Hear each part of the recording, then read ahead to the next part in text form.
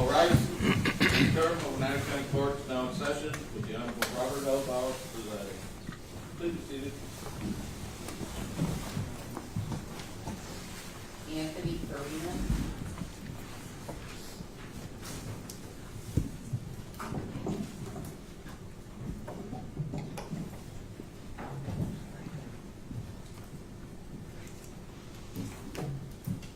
The matter of the people against Anthony Farina, indicted 25035.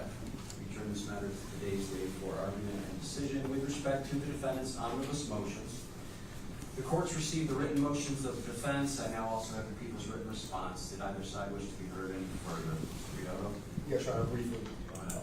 In terms of the inspection of the grand jury minutes, we joined in our other co-defense applications, which were already pretty spaced on the record, but specifically there's some issues that we'd like to address.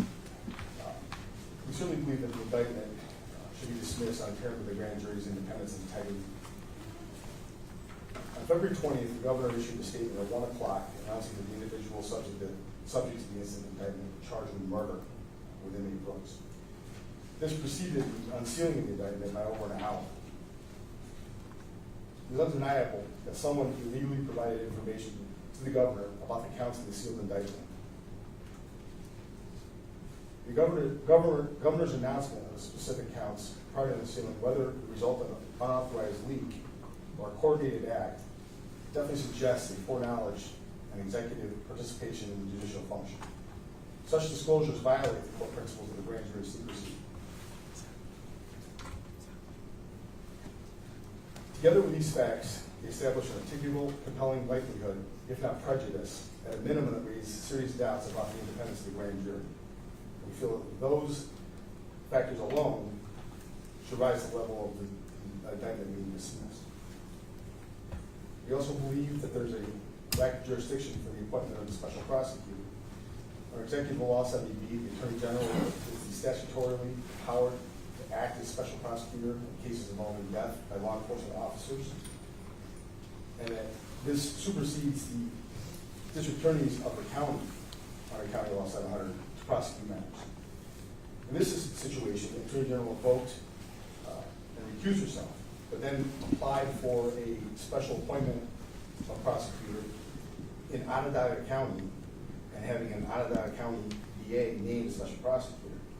In this case, by operational law, it should have fell back to an Oneida County DA, which was never disqualified, nor was he ever found unable to act. So in this instance, the appointment is also invalid, therefore the entire matter should be jurisdictionally defective as well.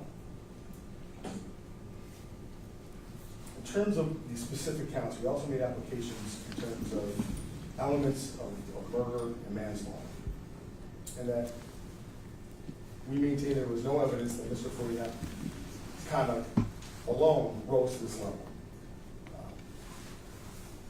There have been, presentations by the people that, my client was attempting to strike Inmate Brooks and then also try to stuff a rag in his mouth. That is not accurate at all, and most more people know that. When Inmate Brooks was brought to the infirmary, he had already been pepper sprayed.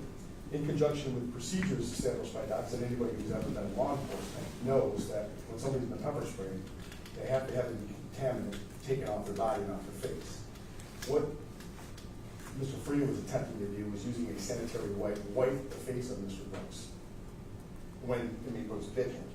That was not, as portrayed by the people, some kind of murder attempt by something coming down his throat. And what's more, the people know that. There was no intent in terms of the second count as well, that Mr. Farina had a conscious objective to cause any injury, and I believe that the evidence before the grand jury was also insufficient. We also raised an issue as to the validity of the people's certificate of compliance and statement of readiness. So on April 14th, the people filed their COC, and that's as the court may recall. And they know the court is aware that that's also 18 days late.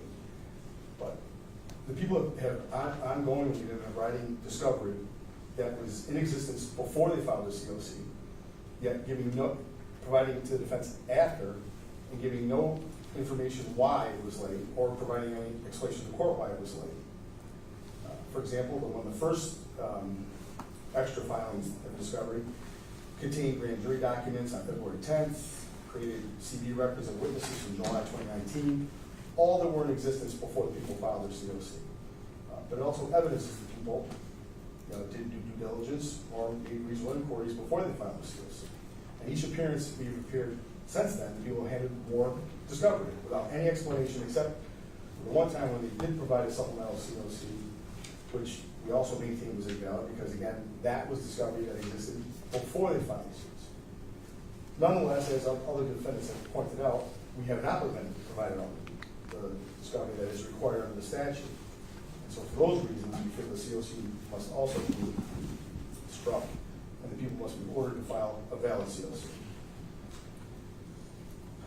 In terms of the statements, we rely on our motion papers as well. We've also outlined a very detailed description of why evidence taken from my client's cell phone should be suppressed. It violated my client's rights. There were issues with consent that was immediately withdrawn when I filed that notice with the state police. Yeah, they still applied to Your Honor for a search warrant based on illegally searching the phone. So we also asked for suppression of that evidence as well. As far as the rest of our motions, we rely on the papers. Mr. Hudson, do you want to Briefly, Your Honor, thank you. First and foremost, as far as any impairment to the integrity of the grand jury, the statute that Mr. Riotto is relying on is CPL 210-20, subsection 1C. And that relies on there being some kind of imperfection in the grand jury proceeding itself that calls into question its integrity. And there's nothing about those grand jury minutes that suggests that in any way this office did not properly go through the grand jury proceeding, get evidence in front of that grand jury, try to sway the grand jury in any improper way. What some outside actor may do on their own to the media has nothing to do with us. It has nothing to do with that grand jury that we specifically chose. Well, not that we chose, but that we specifically raised an issue of we need to make sure that this grand jury is impartial, that they haven't heard anything about this, that they're not going to come into this with preconceived notions about what conclusion they're going to draw. We submitted questions to Judge Nolan that are part of the discovery record, specifically as he was impaneling that grand jury, to make sure that everything was done properly. So there's no basis to conclude that the grand jury lacked in integrity as we were going through the process.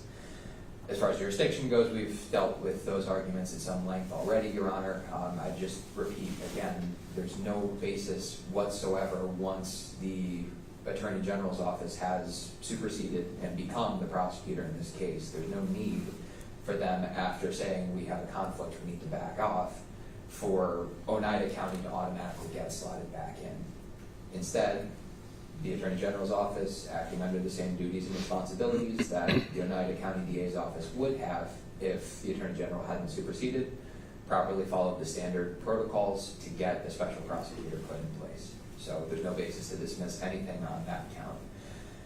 As far as Mr. Farina's conduct and what that demonstrates, it's never been our position that the incident that is captured on video that I'm sure we've all seen, where Mr. Farina was using that rag on Mr. Brooks, was some kind of deliberate intent to choke him to death at that moment. But it's a pretty disturbing course of conduct among what everybody else was doing. And I do disagree with Mr. Riotto that the evidence showed that he was just trying to get pepper spray off Mr. Brooks, because policy is, and there's eye wash stations, and there's stations specifically to get water on incarcerated individuals, to get pepper spray off of them that's been used on them. The evidence showed pretty clearly that that's not what Mr. Farina was doing. If anything, it seemed pretty clear that he was trying to rub the pepper spray into Mr. Brooks' face. In any case, from there he did punch Mr. Brooks in the face repeatedly, and that is the only blows that landed on Mr. Brooks' face. The evidence showed that before Mr. Farina, Mr. Brooks did not have a broken nose, and yet after this assault he did. and the medical examiner was very clear, one of the things that caused Mr. Brooks to die was inhaling his own blood. Between that and more visible conduct by Mr. Farina, including using his foot to lever off of Mr. Brooks' groin, and those injuries were significant as well, we are confident that the showing that we gave to the grand jury did demonstrate depraved indifference, and certainly intent to cause serious physical injury as well. As far as the certificate of compliance goes, Your Honor, I think our papers break down in pretty significant detail that the materials Mr. Rioto is looking for were provided previously. And this is a homicide investigation, and a particularly complicated one. Materials are going to keep coming in, and the troopers are going to keep analyzing data before they provide it to us. That's just the process, and I submit, have been very expeditious in getting that material to the defense once we have it. As far as the cell phone goes, Your Honor, that as well, we submit that he properly granted consent to search the materials that the troopers looked through, and then those items were then used properly as a basis to support the search warrant. And even without them, I think it's pretty clear that there would be probable cause to believe, given the number of people involved in Mr. Brooks' death, that they would be communicating with each other, and that there would be evidence on Mr. Farina's cell phone. So given that, Your Honor, we would ask the court to deny Mr. Farina's motions where he submitted them. And once again, we do have another thumb drive to provide with some additional materials to be provided to us from the state troopers. Proceed that, Mr. Rioto. Yeah, Your Honor, I honestly, just goes to the point of the validity of the COC. As you may recall when we were here last time, if you gave me an extension of time to review discovery and found motions, and every time we come here, we're getting more discovery. And the court, candidly said, hey, look, you gotta get through this and make a decision, and we're constantly getting new stuff over and over again. The COC can't do that. If you're expecting us to go through all this stuff, you can't be handing us stuff and then saying the COC is valid because, here's more discovery. And if you give it to all, it came to a slate, and the court wasn't willing to, say I need more time to do discovery, but they're just piling on and giving us more discovery. And I'm sure they'll take a hard look at that and hold us to the same thing and hold people to. Mr. Hudson's latest material, what is this result? This is another set of lead reports from the state troopers. One is just them announcing that we've been provided the Axon materials, and it contains the Axon materials again that were previously provided from Brian Childs. So that's duplicative, but we wanted to make sure that they had everything we have in the format that we had it. Other than that, it's just a handful of very short, recently completed reports about the ongoing investigation. All right, then as to the defendant's motion for Sandoval and then immediately hearings, that motion is granted, and any such information must be turned over to the defense no later than 15 days before the first scheduled trial date. As to the defendant's motion to preclude non-noticed identifications, that is denied at this time, but with leave to renew should the people seek to introduce any such evidence in the future. Mr. Rioto, in light of the people's notice of identification, which they claim to be confirmatory, do you want a Rodriguez hearing? Not at the time, yeah.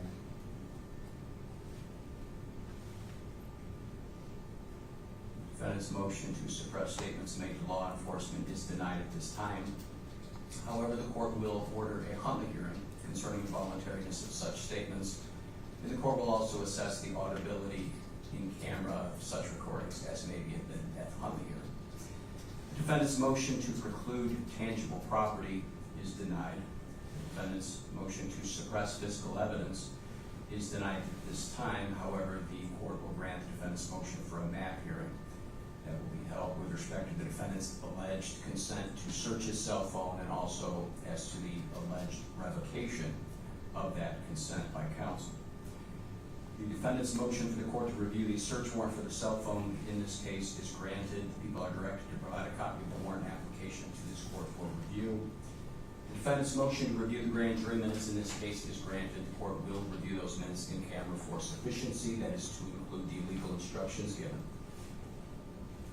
And the court will reserve decision as to the defendant's various motions to dismiss pending review of those grand jury minutes As to the defendant's motion for severance, the court will also reserve decision at the present time with respect to that motion.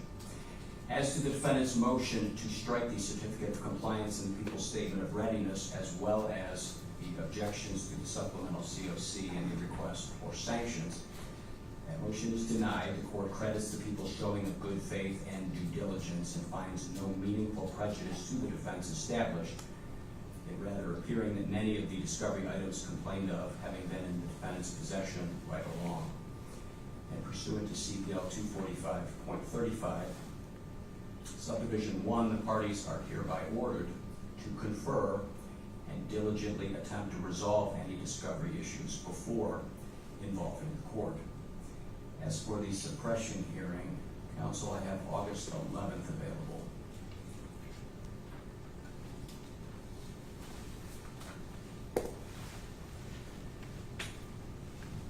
That's good, Your Honor. 10:30 a.m. on August 11th. Mr. Farina, that's when I next meet you back here, August 11th, 10:30